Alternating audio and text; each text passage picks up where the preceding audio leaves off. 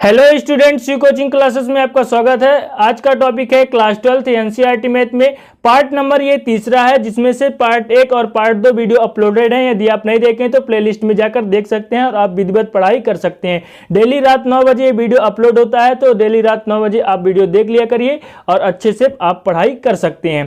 तो dear student, यदि आप पार्ट 1 और पार्ट 2 नहीं देखे हैं तो ये वीडियो आपको बिल्कुल भी समझ में नहीं आएगा, इसलिए आपसे रिक्वेस्ट है कि पार्ट 1 और पार्ट 2 वीडियो जरूर देखिए। चलिए आगे देख लेते हैं। हमने अभी पढ़े हैं कि संबंध क्या है और संबंध के कुछ बेसिक कॉन्सेप्ट पढ़े हैं कि कितने प्रकार के होते हैं और कौन सा संबंध किस प्रकार होता है। अब उससे कुछ एग्जाम्पल देख लेते हैं, जिस प्रकार के एग्जाम्पल आपके पेपर में आता है। तो डियर स्टूडेंट, एक्सरसाइज के साथ साथ एग्जाम्पल भी आपको कवर करना होगा। क्यों? क्योंकि 60% जो एग्जाम्पल होते हैं पेपर में पूछे जाते हैं। एक्सरसाइज से 40% केवल आता है, किंतु 60% जो एग्जाम्पल से क्वेश्चन आते हैं, इसलिए आपको एग्जाम्पल भी पढ़ना अनिवार्य है। तो चलिए पहला क्वेश्चन देख लेते हैं कि क्या त्रिभुजों के समुच्चय में सर्वांगसम संबंध तुल्यता संबंध होता है या नहीं। तो देखिए, वीडियो थोड़ी लंबा हो जाएगा लेकिन आपको समझ में जरूर आएगा, आप लास्ट तक देखिए। सबसे पहले डियर स्टूडेंट, आपको देखना है इसमें पूछा क्या है कि त्रिभुजों के समुच्चय में सर्वांगसम संबंध तुल्यता संबंध होता है। तो डियर स्टूडेंट, पहले ही वीडियो में आपको बताया था कि सुपरिभाषित वस्तुओं के समूह को समुच्चय कहते हैं। इतना तो आपको क्लियर ही हो गया होगा, 11th में भी आपने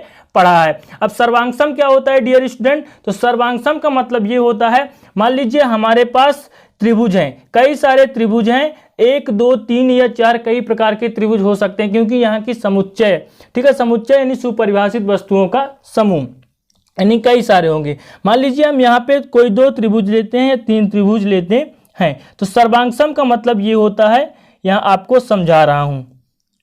मान लीजिए हमारे पास डियर स्टूडेंट 3 त्रिभुज है, तो सर्वांगसम का मतलब होगा डियर स्टूडेंट, उसके जो संगत कोण हैं, संगत कोण बराबर होना चाहिए। संगत कोण कैसे? मान लीजिए ये इसका संगत कोण कहलाएगा। क्यों डियर स्टूडेंट? यदि ये इस त्रिभुज को हम इसके ऊपर रख दें, इस त्रिभुज को यदि इसके ऊपर रख दें, तो ये पूरा का पूरा ढक जाना चाहिए। क्या हो जाना चाहिए? तो पूरा का पूरा ढक जाना चाहिए। तो जो इसका कोण है इसके ऊपर आएगा, ये कोण इसके ऊपर आएगा और ये कोण इसके ऊपर आएगा, तभी ये सर्वांगसम कहलाएंगे। ठीक है, ये पहला कॉन्सेप्ट। और दूसरा कॉन्सेप्ट ये है कि इसके संगत कोण बराबर होना चाहिए। क्या होना चाहिए? इसके संगत कोण बराबर होना चाहिए। और जो इसकी संगत भुजा है डियर स्टूडेंट, इसकी संगत भुजा ये है, तो ये संगत भुजा बराबर होनी चाहिए, इस भुजा के बराबर इस भुजा होना चाहिए। मान लीजिए ये भुजा है 5 सेंटीमीटर, तो इसका जो संगत भुजा ये भी 5 सेंटीमीटर होना चाहिए।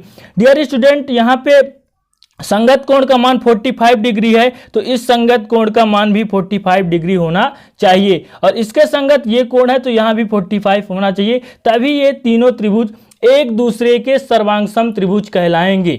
मान लीजिए हमारे पास एक ऐसा त्रिभुज है, एक डियर स्टूडेंट, मान लीजिए एक ये त्रिभुज है और एक इस प्रकार त्रिभुज मान लेते हैं, तो यहाँ पे कितना कोण बनेगा? आपको पता है कि जब दो रेखा एक दूसरे के लंबवत हो तो वहां पे 90 डिग्री का कोण बनता है। जब 90 डिग्री का यहाँ पे कोण बनेगा तो ये समकोण त्रिभुज कहलाएगा। और समकोण त्रिभुज क्या होता है? जिसका एक कोण 90 डिग्री का होता है, तो समकोण त्रिभुज कहलाएगा डियर स्टूडेंट। तब ये 90 डिग्री का होगा, किंतु ये 90 डिग्री का कभी भी नहीं हो सकता, क्योंकि ये झुका हुआ है, एक दूसरे पर लंबवत नहीं है। तो यहाँ पे मान लीजिए कि हम 60 डिग्री का कोण बनता है और यहाँ पे 90 डिग्री का, तो इसका जो संगत कोण है वो बराबर नहीं है। क्या है? बराबर नहीं है। तो ये दोनों त्रिभुज जो है सर्वांगसम नहीं कहलाएंगे। क्या होगा? सर्वांगसम नहीं कहलाएंगे। क्यों? क्योंकि इसको संगत कोण और संगत भुजा बराबर होना चाहिए। मान लीजिए इसका संगत भुजा 5 है और इसका भी 5 है, तो संगत भुजा बस से कुछ नहीं होता। क्यों? क्योंकि उसके संगत कोण भी बराबर होने चाहिए, तभी वो एक दूसरे के सर्वांगसम कहलाएंगे। ठीक है, अब आगे देखते हैं। मान लीजिए तुल्यता संबंध पूछा है, तुल्यता संबंध है या नहीं। तो तुल्यता संबंध ज्ञात करने के लिए हमें क्या क्या करना पड़ेगा, पिछले वीडियो में हम बताएं। तुल्यता संबंध ज्ञात करने के लिए हमको सबसे पहले स्वतुल्य, सममित और संक्रामक संबंध को देखना पड़ेगा कि स्वतुल्य, सममित और संक्रामक। तो डियर स्टूडेंट, स्वतुल्य में क्या होता है?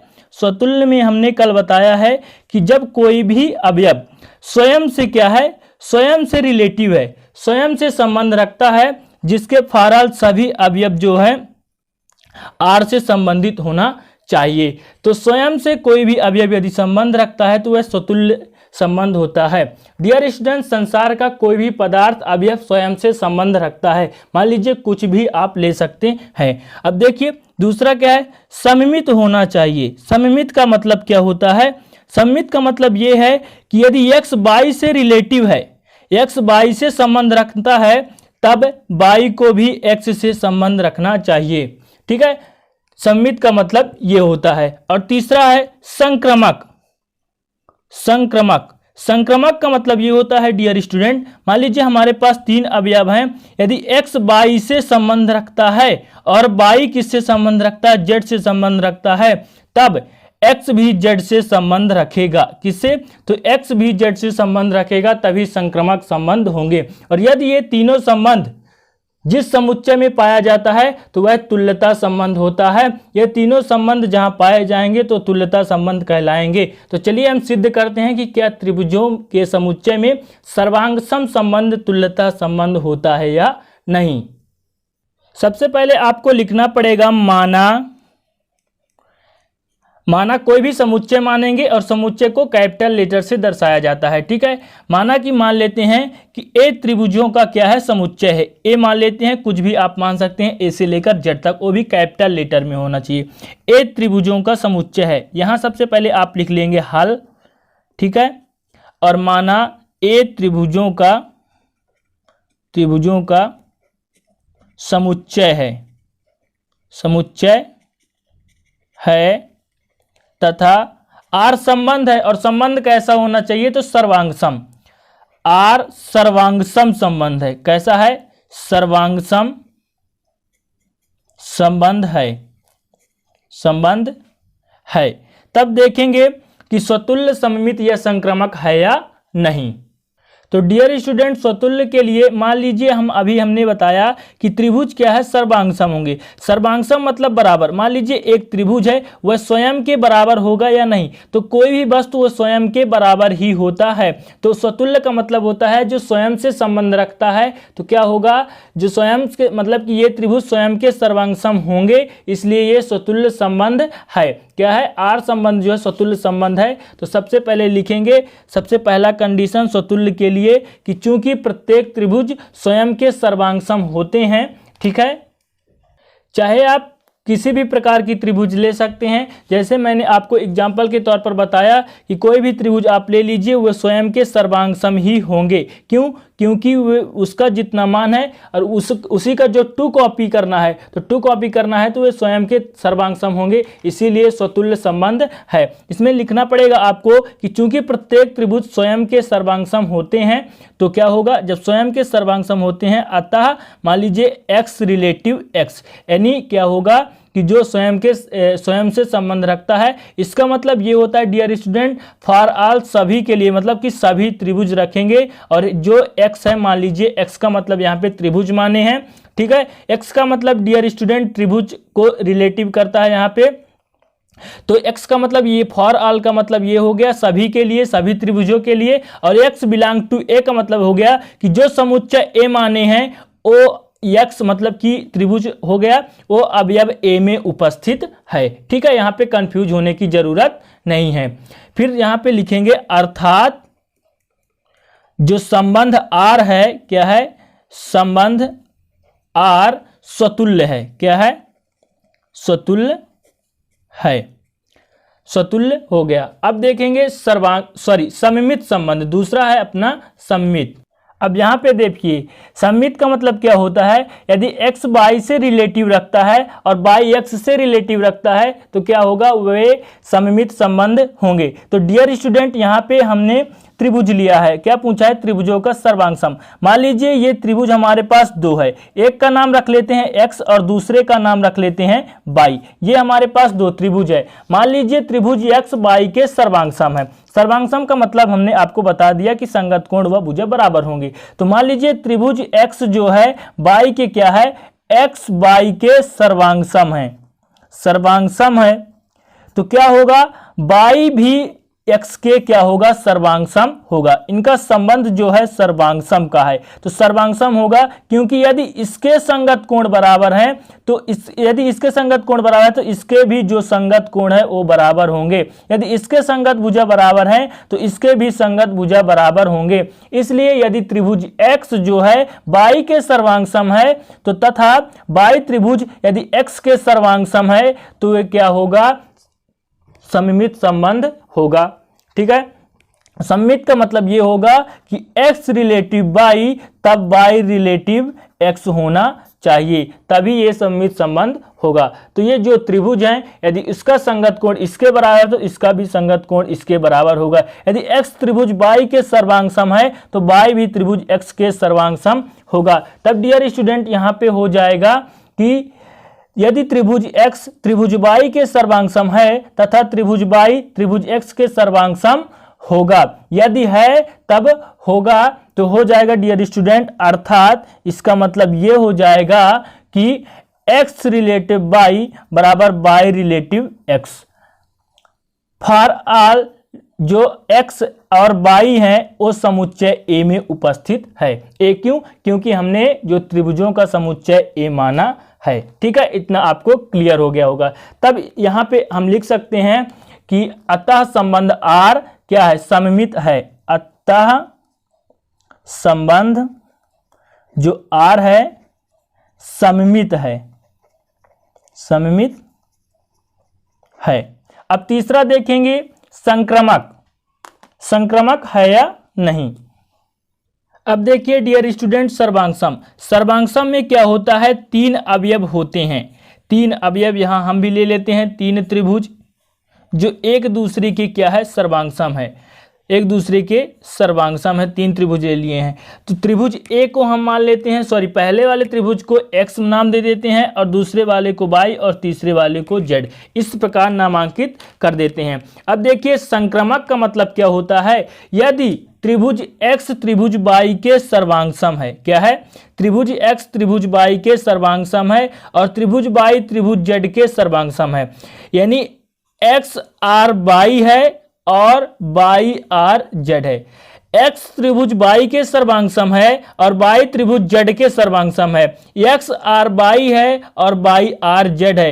तब क्या होगा डियर स्टूडेंट, तब x भी क्या होगा, त्रिभुज z के सर्वांगसम होगा। यहां से तब x भी त्रिभुज z के सर्वांगसम होगा, तो यहां पे हो जाएगा x r z, तभी संक्रामक संबंध होगा। तो ऑलरेडी पहले से भी डियर स्टूडेंट, यदि ये इसके सर्वांगसम है, इसका संगत कोण बराबर है, तो इसका यदि इसका संगत कोण इसके बराबर है और इसका संगत कोण इसके बराबर है तो इसका भी संगत कोण जो है इसके बराबर होगा।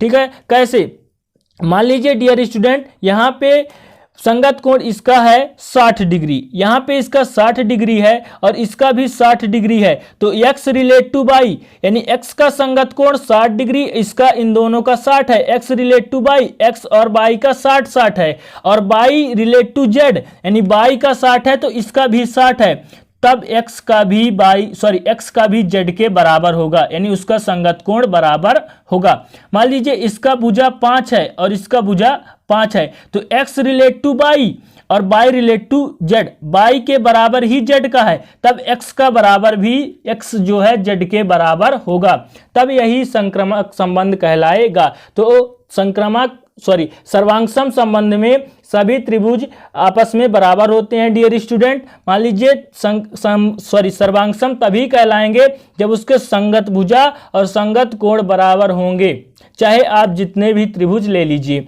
तो यहाँ पे संक्रामक संबंध पालन करता है डियर स्टूडेंट, इसलिए यहाँ पे हम लिखे हैं कि यदि त्रिभुज x त्रिभुज y के सर्वांगसम है, क्या है, त्रिभुज x त्रिभुज y के सर्वांगसम है तथा त्रिभुज y त्रिभुज z के सर्वांगसम है। कंफ्यूज मत होइएगा, देखिए त्रिभुज x त्रिभुज y के सर्वांगसम है और त्रिभुज y त्रिभुज z के सर्वांगसम है, तब त्रिभुज x जो है z के सर्वांगसम होगा। क्या होगा, जो त्रिभुज x है त्रिभुज z के सर्वांगसम होगा। तब इसे डियर स्टूडेंट इस प्रकार कह सकते हैं कि अर्थात क्या है कि x रिलेट टू y और y रिलेट टू z, तब क्या होगा x रिलेट टू z।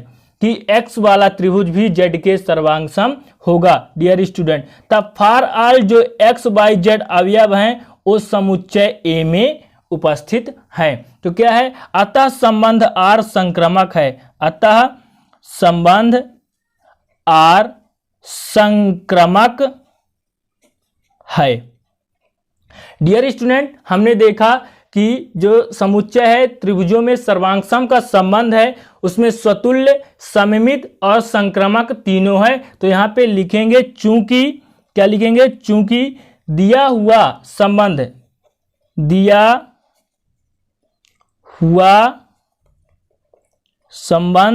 क्या है, स्वतुल्य है, सममित है और क्या है, संक्रमक है। और पूछा क्या था, तुल्यता संबंध है या नहीं। तो तुल्यता संबंध के लिए तीन संबंध हमें ज्ञात करना पड़ता है, स्वतुल्य, सममित और संक्रमक। क्योंकि यहाँ सब कुछ है, स्वतुल्य भी है, सममित भी है, संक्रमक भी है, अतः आर तुल्यता संबंध है। अतः आर जो संबंध है, आर तुल्यता संबंध है, तुल्यता संबंध है। आपको विधिवत इसी तरह लिखना है। तो ये हो गया पहला क्वेश्चन। आशा करता हूं कि आपको समझ में आया होगा। अब देख लेते हैं दूसरा क्वेश्चन। दूसरा क्वेश्चन क्या दिया गया है कि मनुष्यों में संबंध का भाई है। क्या है, क्वेश्चन को अच्छे से समझिएगा। मनुष्यों में संबंध का भाई है, तुल्यता संबंध है, यदि नहीं तो क्यों। है तो ठीक है, यदि नहीं है तो क्यों है, कारण भी बताना है। तो डियर स्टूडेंट, यहाँ पे थोड़ी समझिएगा आप। मान लीजिए कि हमारे पास कोई भी दो बॉयज हैं, ठीक है, एक्स और वाई, दो बॉयज हैं। तो मान लीजिए ये इसका भाई है। स्वयं के लिए तो सभी कुछ हो सकते हैं। मान लीजिए कोई भी व्यक्ति स्वयं के लिए कुछ भी हो सकता है, ठीक है। तो यदि मैं हूं तो मैं अपने लिए खुद भाई हो सकता हूं, ठीक है। तो डियर स्टूडेंट, यदि x और y है, यदि स्वतुल्य तो हो जाएगा किंतु सममित नहीं होगा। क्यों नहीं होगा, देखिए, यदि x लड़का है और y भी लड़का है, तब मान लीजिए हम मान लेते हैं कि भाई का संबंध है, भाई का, तो x y के क्या है, x जो है y का भाई है और y x का भाई है। किंतु यहाँ पे समझने की जरूरत यहाँ पे है डियर स्टूडेंट कि यहाँ पे मनुष्यों में बोला है, ना कि आपको बोल दिया हो कि केवल और केवल बॉयज में। ये ऐसा नहीं है। तो यहाँ पे मनुष्य में बॉयज और गर्ल्स दोनों आते हैं, बॉयज और गर्ल्स दोनों आते हैं। तब मान लीजिए हम x मान लेते हैं जो हमारे पास लड़का है, क्या है, x लड़का है, और y मान लेते हैं जो हमारे पास लड़की है, बाई लड़की है। तो ये तो मान सकते हैं कि बाई जो है, बाई का एक्स क्या है, भाई है, बाई लड़की है और एक्स लड़का है, तो इन दोनों के संबंध में जो है भाई है। किंतु ऐसा तो नहीं बोल सकते कि एक्स जो है बाई का भाई है किंतु बाई एक्स का भाई है, ऐसा नहीं बोल सकते। क्यों, क्योंकि बाई लड़की है, बाई एक्स की बहन है, क्या है, बहन है, किंतु एक्स बाई का भाई है। समझ रहे हैं ना कि x जो है डियर स्टूडेंट y का तो भाई है, किंतु y जो है x का क्या है, भाई नहीं है। तो ये रिलेशन नहीं होगा। क्यों नहीं है, क्योंकि यह एक लड़की है, y एक लड़की है, तो लड़की भाई कैसे हो सकती है, लड़की बहन होगी। तो यहाँ पे दिया गया है कि मनुष्यों में जो संबंध का भाई है, यहाँ पे ना तो बॉयज बोला है और ना ही गर्ल्स बोला है। तो मनुष्य में गर्ल्स भी आते हैं, बॉयज भी आते हैं, इसीलिए इसमें सममित संबंध नहीं होगा और ना ही संक्रमक संबंध होगा। तब डियर स्टूडेंट, इसमें हम कह सकते हैं कि ये तुल्यता संबंध नहीं होगा, क्योंकि इसमें सममित संबंध नहीं है। और तुल्यता संबंध के लिए हमें स्वतुल्य, सममित और संक्रमक दोनों होना, तीनों होना चाहिए। तो डियर स्टूडेंट, यहाँ पे आपको अच्छे से समझ में आ गया होगा। तो इसे हम इस प्रकार लिखेंगे कि यह तुल्यता संबंध नहीं है, क्योंकि यदि x लड़की है, अभी हमने आपको बताया कि यदि x लड़की है और y लड़का है, कोई भी मान सकते हैं, तो x को लड़का मान सकते हैं, y को लड़का, किंतु यहां माने हैं कि x लड़की है और y क्या है, लड़का है। तब जो y है डियर स्टूडेंट x का भाई हो सकता है। अभी हमने आपको बताया कि यदि x क्या है, x लड़की है और बाई क्या है, लड़का है, तब जो बाई वाला है एक्स का भाई हो सकता है क्योंकि वो ऑलरेडी पहले से लड़का है, तो एक लड़की का भाई हो सकता है।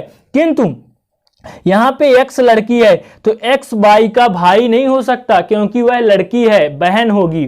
तो जब बहन होगी डियर स्टूडेंट, तो सममित का मतलब ये होता है जब हम और आप बराबर हों। यदि भाई और भाई है, यदि उसमें बोला होता क्वेश्चन में कि केवल और केवल बॉयज में संबंध भाई का, तो तब ये होता सममित संबंध होता। किंतु यहाँ पे क्या दिया गया है कि मनुष्यों में, यदि यहाँ पे बोला है कि एक्स क्या है, गर्ल्स है, ठीक है, एक्स यदि गर्ल्स है डियर स्टूडेंट और बाई क्या है, बॉयज है, बाई बॉयज है, तो जो एक्स जो है, बाई जो है एक्स का क्या हो सकता है, भाई हो सकता है, बाई भाई हो सकता है एक्स का, किंतु एक्स जो है बाई का क्या है, भाई नहीं हो सकता। एक्स क्या होगा, बहन होगी, बहन होगी, वो उसकी सिस्टर होगी। जब बहन होगी तो ये सममित संबंध नहीं है, क्योंकि यदि एक्स का भाई एक्स बाई का भाई है तो बाई भी एक्स का भाई होना चाहिए, यानी एक्स जो है बाई का भाई है यदि, तो बाई भी एक्स का भाई होना चाहिए, तभी वह सममित संबंध कहलाएगा। यदि एक्स रिलेशन रखता है बाई से तो बाई भी रिलेशन रखेगा एक्स से सेम, तभी वह सममित संबंध कहलाएगा। किंतु यहाँ ऐसा नहीं है, सममित संबंध का पालन नहीं करता, इसलिए यह तुल्यता संबंध नहीं है। तो आपको लिखना है कि यह तुल्यता संबंध नहीं है और एक रीजन बता देना है कि यदि हम x को लड़की मान लेते हैं और y को लड़का मान लेते हैं तब y x का भाई हो सकता है, किंतु लेकिन x y का भाई नहीं हो सकता। अतः संबंध का भाई जो है सममित नहीं है, इसीलिए तुल्यता संबंध नहीं है। इस प्रकार ये क्वेश्चन का आंसर हो जाएगा। अब देखते हैं क्वेश्चन नंबर 3। अगला क्वेश्चन देखते हैं। अगला क्वेश्चन है, सिद्ध कीजिए कि समुच्चय, कोई भी समुच्चय दिया गया है 1 2 3, ठीक है, तो समुच्चय दिया गया में रिलेशन दिया गया है कि 1 का संबंध 1 से है, 2 का संबंध 2 से है और 3 का संबंध 3 से है, फिर 1 का संबंध 2 से है, 3 का संबंध 3 से है, द्वारा प्रदत्त संबंध स्वतुल्य है परंतु ना तो सममित है और ना ही संक्रामक है। इसको सिद्ध करना है कि ये स्वतुल्य है, वो बता दिया है क्वेश्चन में, लेकिन सिद्ध करना है कि ना तो सममित है और ना ही संक्रामक है। तो चलिए इसको सिद्ध करते हैं। तो डियर स्टूडेंट, यहाँ पे एक समुच्चय दिया गया है, तो सबसे पहले एक समुच्चय किसी के बराबर मान लेते हैं। तो सबसे पहले लिखेंगे हल माना समुच्चय ए मान लेते हैं। कोई भी आप कैपिटल लेटर मान सकते हैं, ऐसा जरूरी नहीं है कि केवल ए मानेंगे। तो ए बराबर मान लेते हैं 1 2 3, ये हमारे पास क्वेश्चन में दिया गया है। और संबंध दिया गया है, संबंध आर दिया गया है, तो संबंध आर लिख लेंगे। किस प्रकार दिया गया है कि 1 का संबंध 1 से है, 2 का संबंध 2 से है, 3 का संबंध 3 से है, 1 का संबंध 2 से है और 3 का संबंध किससे है, 3 का संबंध 3 से है। यहाँ पे इस प्रकार दिया गया है। फिर बोला है कि द्वारा प्रदत्त संबंध स्वतुल्य है परंतु ना तो सममित है और ना ही संक्रामक है। इसे हमको सिद्ध करना है। तो सबसे पहले यहाँ पे हमने लिखा है हल, और जितना दिया है उतना हम सेम टू सेम कॉपी कर लिए हैं। अब देखिए, सबसे पहले देखेंगे स्वतुल्य के लिए। क्या देखेंगे? सबसे पहले स्वतुल्य के लिए, स्वतुल्य है या नहीं। तो आपको पता है स्वतुल्य का मतलब ये होता है कि कोई भी अवयव स्वयं से यदि संबंध रखता है तो वह स्वतुल्य संबंध कहलाता है। तो यहाँ पर आप देख सकते हैं कि जो 1 है, 1 का संबंध 1 से, जितने अवयव हैं केवल 3 अवयव है, तो इसमें 3 ही अवयव देखना है। तो 1 1 का संबंध जो है किससे है, आर संबंध द्वारा है, और 2 का भी संबंध 2 से है, यानी स्वयं से संबंध रखता है आर संबंध द्वारा, तथा 3 का भी है डियर स्टूडेंट, यहाँ पे लिख देंगे तथा 3 का संबंध भी 3 से है। इसमें आप देख सकते हैं जिसमें संबंध दर्शाया गया कि 1 का संबंध 1 से है, 2 का संबंध 2 से है, 3 का संबंध 3 से है। तब ये क्या होगा, स्वतुल्य संबंध होगा। यहाँ क्वेश्चन में दिया गया है कि स्वतुल्य संबंध है। तब लिखेंगे इसलिए आर क्या है, स्वतुल्य है, स्वतुल्य है, क्योंकि हमारे पास समुच्चय में जितना अवयव दिया गया है उतना स्वयं से संबंध रखता है, और स्वयं से संबंध तभी रखेगा जब यहाँ पे भी लिख सकते हैं कि x आर एक्स होना चाहिए, जो x का अवयव है, ठीक है, कहाँ पे होना चाहिए, तो समुच्चय ए में होना चाहिए। ठीक है। तो समुच्चय ए में हमारा जितने अवयव हैं तो सभी से संबंध रखते हैं आर संबंध द्वारा। फिर डियर स्टूडेंट दूसरा देखेंगे सममित। सममित है या नहीं? सममित,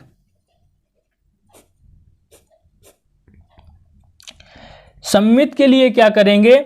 सममित में क्या होता है, यदि 1 2 से रिलेशन रखता है तो 2 भी 1 से रिलेशन रखेगा। तो यहां देख सकते हैं कि 1 तो 2 से रिलेशन रखता है, कहां पे रखता है? ये देखिए 1 जो है 2 से रिलेशन रखता है, ये रखता है, किंतु 2 1 है यहाँ कहीं पे, तो 2 1 नहीं है।